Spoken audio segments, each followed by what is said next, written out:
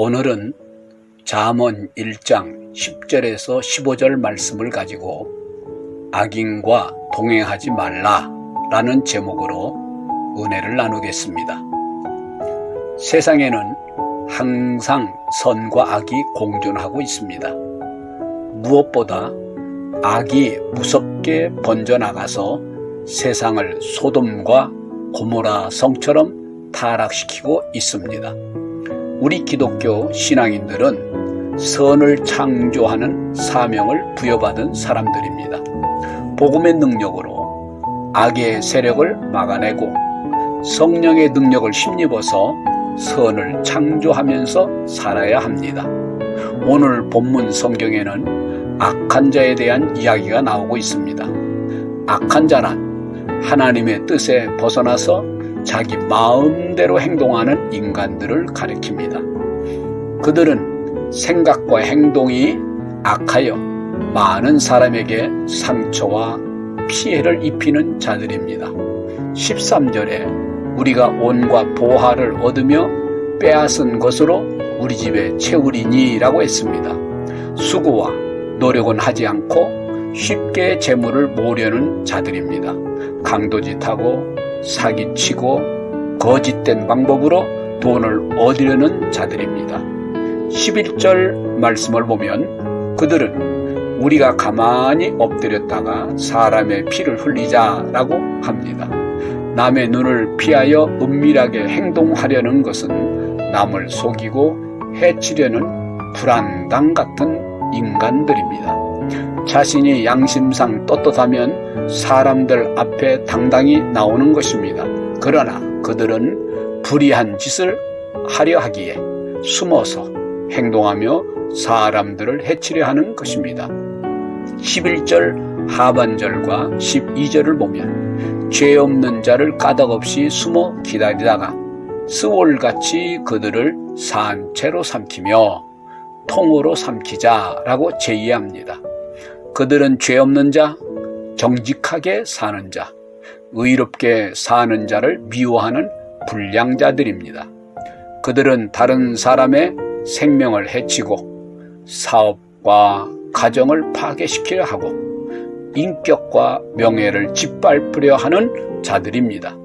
상대방을 통째로 삼키려는 악질적인 인간들입니다. 신앙인은 이런 인간들과 어울려서는 안 되는 것입니다. 첫째로, 신앙인은 악인이 꿰일지라도 쫓아가지 말아야 합니다. 내 아들아, 악한 자가 너를 꿰일지라도 따르지 말라. 악한 자들은 항상 우리 곁에 다가와서 달콤한 말로 유혹합니다. 마치 에덴 동산의 하와를 찾아와서 유혹한 사탄처럼 우리 곁에 찾아오는 것입니다. 또한 광야에서 금식하던 예수님을 찾아온 마귀와 같습니다. 돌을 떡이 되게 하라. 그리하면 하나님의 아들이라 인정해 줄 것이라고 합니다. 성정 꼭대기에서 뛰어내리라. 그리하면 많은 사람들이 추종할 것이라고 합니다. 내게 경배하라. 그리하면 세상의 부귀와 영화를 준다는 것입니다.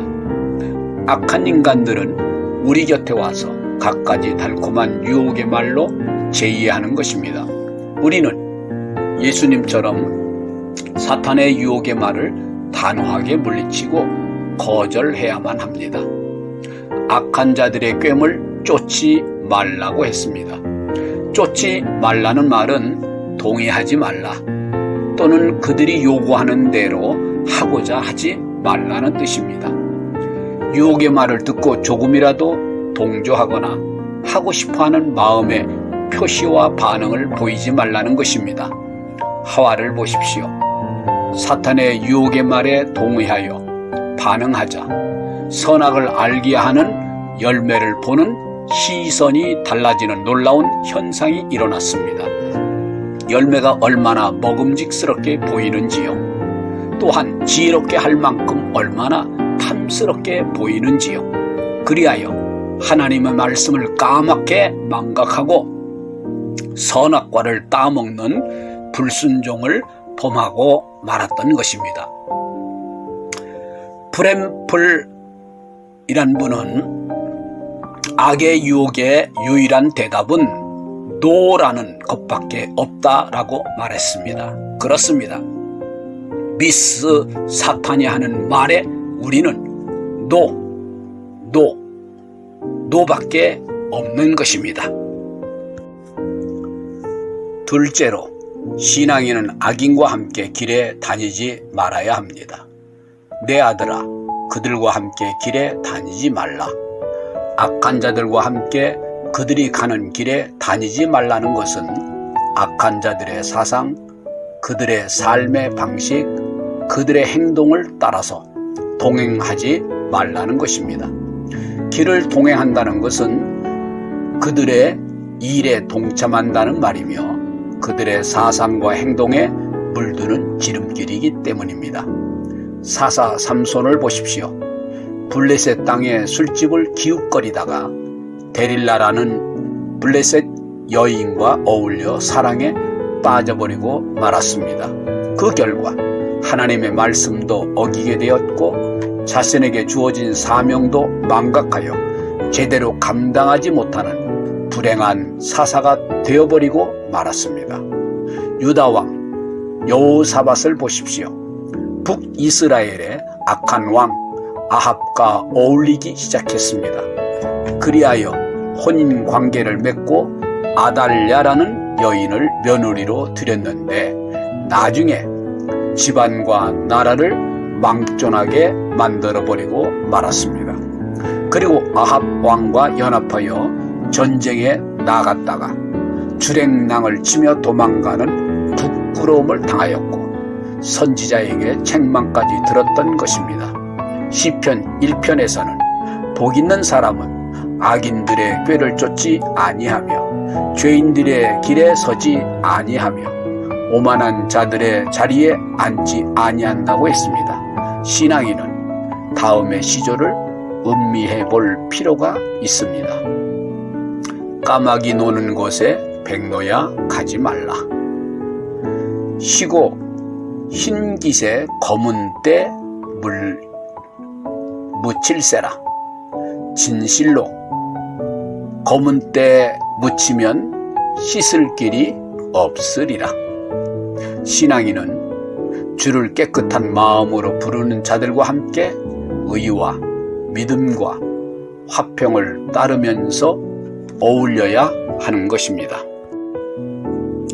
셋째로, 신앙인은 악인의 발자취를 밟지 말아야 합니다. 내 아들아, 내 발을 금하여 그 길을 밟지 말라. 여기 그 길이란 그들이 밟고 가는 길 또는 삶의 여정으로, 다시 말해 그들이 인생을 살아가는 삶의 발자취를 말하는 것입니다. 신앙인은 어떤 경로를 통해서라도 또한 어떤 인물이라 할지라도 악한 인생을 살았던 악인의 삶을 흠모하거나 그 발자취를 따라가려고 해서는 안 되는 것입니다. 그리하여 그의 사상, 그의 이론, 그의 삶, 그의 행동을 동경해서는 절대로 안 되는 것입니다. 성경 사상과 신앙인의 삶에 위배되는 삶을 살았던 사람이라면 단호하게 그 길을 거절해야만 하는 것입니다. 요즘 좌파 진영 사람들의 문제점은 잘못된 사상을 맹종한다는 것입니다. 하나님의 뜻과 성경 사상에 위배되면 단호하게 자를 수 있어야만 합니다.